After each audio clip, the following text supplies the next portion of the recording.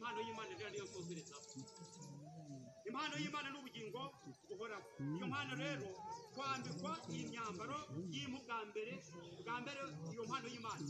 Adamu amaze gukora icyaha yambaye bwa busa, Imana yamuhaye imyambaro y'impu.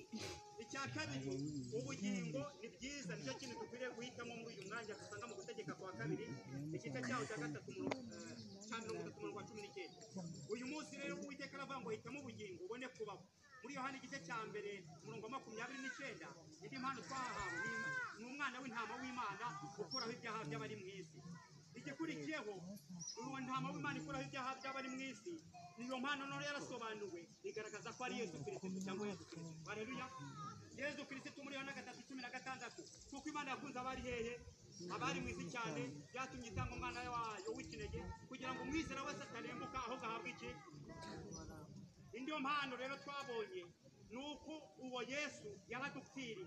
Muri Yohana igice cya 10:11, Yesu yazanywe no kugira ngo aduhe ubugingo buhoraho. Reka dushimishwe n'indi mpano ikomeye cyane dusanga muri Yohana igice cya 11:25, nuko Yesu nguho wapfuye akaba yarazutse kandi yarapfiriye intore ze, yatangaje itangazo rikomeye, aravuga ati nige kuzuka n'ubugingo, unyizera naho yabarapfuye azongera ageze ate abeho. Haleluya. Imana ishimwe cyane. Niyo yonyine ifite ubugingo bwacu mu biganza byayo. Icya munani rero